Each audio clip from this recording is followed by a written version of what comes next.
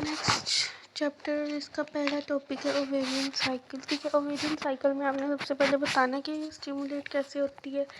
तो हमारा जो हाइपोथैलेमस है ना, वो interior lube of pituitary gland को सिग्नल्स भेजता है कि वो जो है ना, और उन सिग्नल्स को कहते हैं गोनाडोट्रोपिक रिलीजिंग फैक्टर। वो gonadotropic releasing factor interior pituitary gland को स्टिमुलेट करता है। वो गोनाडोट्रोपिक हार्मोन जो है ना वो रिलीज़ करे। और गोनाडोट्रोपिक हार्मोन्स कौन से होते हैं? एल एच होता है ल्यूटिनाइजिंग हार्मोन होता है, और FSH होता है वो होता है फॉलिकल स्टिमुलेटिंग हार्मोन। सबसे पहले जो फॉलिकल स्टिमुलेटिंग हार्मोन है ना, वो कॉज करता है मैचुरेशन ऑफ फॉलिकल। ठीक है, ग्राफियन फॉलिकल बनता है प्रीमोर्डियल फॉलिकल से। ये वाला जो है टॉपिक हम लोगों ने पीछे डिटेल में किया हुआ है, आप पिछली वीडियो देख लो, आपको समझ आ जाएगी। ठीक है, अब ये जो FSH है, ये प्रीमोर्डियल जो है फॉलिकल, उसकी डेवलपमेंट टू प्राइमरी फॉलिकल के लिए नेसेसरी नहीं होता, लेकिन जो है ना इसके बगैर वो जो फॉलिकल है ना, प्राइमरी फॉलिकल, वो डिजनरेट हो जाता है। ठीक है, इसके ये उसको सर्वाइव करने में हेल्प करता है। ठीक है, हर मंथ हर साइकिल में ना, हर ओवेरियन साइकिल में ये 15 से 20 जो है ना प्राइमरी फॉलिकल्स को सिलेक्ट करता है और उनकी हेल्प करता है सर्वाइवल में। लेकिन उनमें से सिर्फ और सिर्फ एक फॉलिकल है जो सही तरह से मैच्योर करता है और ग्राफिन फॉलिकल बनता है। ठीक है, बाकी सब उसके सब जो है ना वो डिजनरेट हो जाते हैं। और जो ग्राफिन फॉलिकल जो बन गया ना, उसकी फॉर्मेशन के साथ साथ ना ग्रैनुलोसा सेल्स जो है ना, ग्रैनुलोसा सेल्स को भी ये वो कर रहा होता है, मतलब उनकी ग्रोथ जो है ना, ग्रोथ को भी, मैचुरेशन को भी स्टिमुलेट कर रहा होता है। लेकिन जो उस साइड खुद होता है ना, वो एक हार्मोन रिलीज़ कर रहा होता है, वो एक ग्रोथ फैक्टर रिलीज़ कर रहा होता है। उसको हम कहते हैं ग्रोथ डिफ्रेंशिएशन फैक्टर 9। ठीक है, ये मेंबर होता है transforming growth factor beta family से बिलोंग कर रहा होता है। ग्रोथ डिफ्रेंशिएशन फैक्टर 9 ये उनकी प्रोलिफरेशन करवाता है ग्रैनुलोसा सेल्स की। ठीक है, अब ये हाँ हमारी ये बातें पूरी हो गई। अब आपने बताना है कि जो थीका इंटरना के सेल्स होते हैं ना, हमने पिछले चैप्टर में याद करो पढ़ा था कि वो स्टीरॉयड हार्मोन्स की जो रिलीज़ करते हैं। हाँ, याद आया। तो वो जो स्टीरॉयड हार्मोन्स रिलीज़ कर ये जो थीका इंटरना है ना, अब ये एंड्रोस्टेरोडायोन और टेस्टोस्टेरोन, ये दोनों मेल हार्मोन्स हैं। याद है, ये दोनों मेल हार्मोन्स रिलीज़ करते हैं। ठीक है, प्रोड्यूस करते हैं, और ग्रैनुलोसा सेल्स जो है ना, इन हार्मोन्स को कन्वर्ट करता है एस्ट्रोन में और 17 बीटा एस्ट्राडायोल में। ठीक है, और इस तरह से जो है ना ये बनाते हैं, एस्ट्रोजन बनाते हैं। ठीक है, या किस किस की कॉपरेशन से बनता है एस्ट्रोजन? थीका इंटरना और ग्रैनुलोसा सेल्स की जो है ना कॉपरेशन से बनता है। ठीक, इससे पता चलता है कि जो है पिट्यूटरी हार्मोन्स के साथ साथ उस साइड भी जो है ना डेवलपमेंट कंट्रोल कर रहा होता है फॉलिकल की। ठीक है, अब ओवेरियन साइकिल के 3 फेजेस होते हैं। एक होती है, सबसे पहला होता है फॉलिकुलर फेज, वो फर्स्ट 14 डेज के लिए चलता है। आगे ओव्यूलेशन फेज आता है, फिर ल्यूटिनाइजिंग फेज या ल्यूटियल फेज आता है। ठीक है, हमने पढ़ ली है फॉलिकुलर फेज, जिसमें हमने फॉलिकल की मैचुरेशन पढ़ी। अब आगे हम ओव्यूलेटरी फेज पढ़ने लगे हैं। ठीक है, अब आपने पढ़ लिया कि जो है ना वो ग्राफिन फॉलिकल मैच्योर हो गया। अब ओव्यूलेशन से 1-2 दिन पहले ना जो है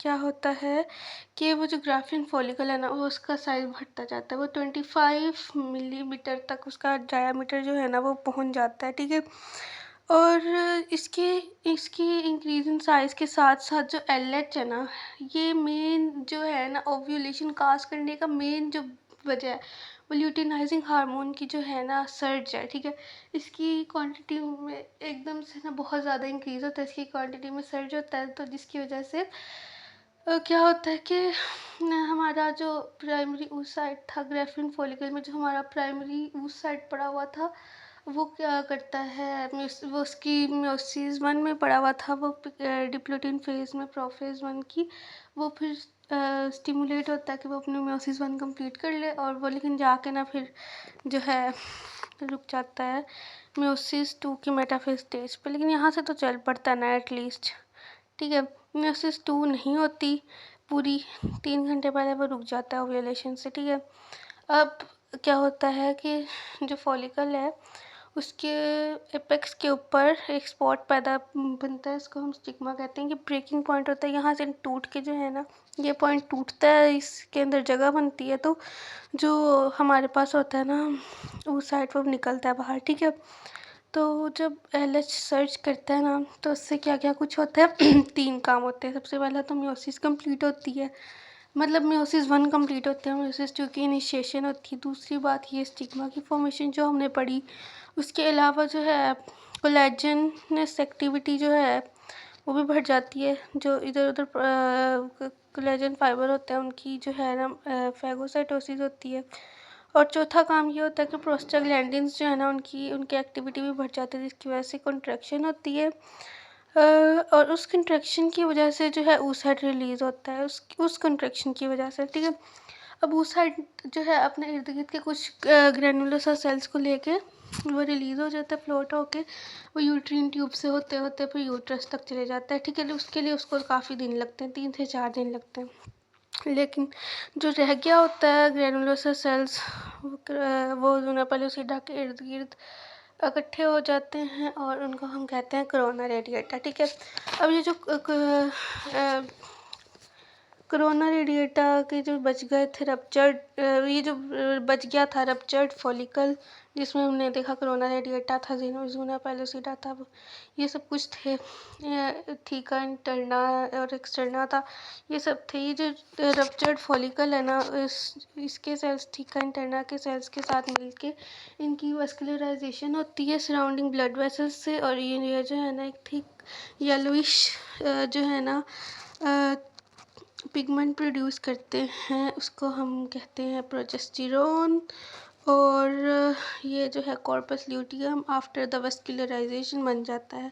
ओह मतलब ये ruptured follicle and theca interna after the vascularization ये बन जाते हैं कॉर्पस ल्यूटियम, ठीक है। कॉर्पस ल्यूटियम के बाद आपने बताना है कि oocyte की ट्रांसपोर्टेशन कैसे होती है। वो इस तरह से होती है, जो फिम्बरी होते हैं ना यूट्रस की ये जो है ना यूट्रीन ट्यूब जिसको हम कहते हैं फ्लोपियन ट्यूब के एंड पे फिंगर लाइक प्रोजेक्शंस होते हैं जिसको हम फिम्बरी कहते हैं, ठीक है। वो फिम्बरी जो है ना वो जैसे हम एग्जांपल लेते हैं वाइपर की, वाइपर पानी के साथ जब हम साफ़ कर रहे होते हैं फ्लोर को तो वो फ्लूइड के ऊपर हम वाइपर मारते हैं जो कि डस्ट को स्वीप करके ले जाते हैं। बिल्कुल इसी तरह जो फ्लूइड होता है ना उसके थ्रू ये जो फिम्बरी है ना ये उस साइड को स्वीप करके ना एक ये वाली पावर होती है, और एक जो सीलिया है ना उनकी मूवमेंट, एपिथेलियम में जो सीलिया होते हैं उनकी मूवमेंट, इन दोनों की मूवमेंट की वजह से ना जो प्राइमरी हमारा सेकेंडरी oocyte है,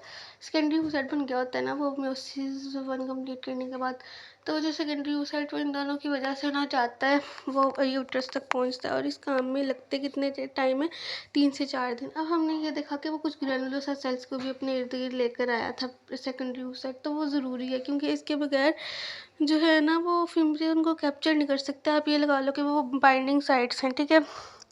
एंड पे हमारा कॉर्पस ब्लाइकन वाला पोर्शन रह गया। आपने ये बताना कि अगर फर्टिलाइजेशन नहीं होती ना तो 9 दिन के अंदर अंदर प्रोसेस जो कॉर्पस ल्यूटियम है ना वो मैच्योर होता जाता है, और उसकी डेवलपमेंट ऑलमोस्ट जो है ना वो मैक्सिमम पे पहुंच जाती है, और वो जो है ना जो है वो श्रिंक कर जाता है, उसके सेल्स की डिजनरेशन होती है, और जो है ना वो जो मैस बनता है फाइब्रोटिक स्कार टिश्यूज़ का, किसका फाइब्रोटिक स्कार टिश्यूज़ का, उसको हम कहते हैं कॉर्पस ब्लाइकन। लेकिन अगर फर्टिलाइजेशन हो जाती है तो जो है ह्यूमन क्रोनोइक गोनाडोट्रोपिन जो है ना इसकी डिजनरेशन को रोक देते हैं, और जो है ना 4 मंथ के एंड तक ये प्रोजेस्टेरॉन रिलीज़ करता रहता है। लेकिन जो 4th मंथ के एंड पे ना हमारी प्लेसेंटा का जो कंपोनेंट है ना ट्रोफोब्लास्टिक कंपोनेंट वो इतना प्रोजेस्टेरॉन रिलीज़ कर देता है कि जिसकी वजह से इसकी ज़रूरत नहीं रहती, फिर ये बंद कर देता है प्रोजेस्टेरॉन रिलीज़ करना। इसलिए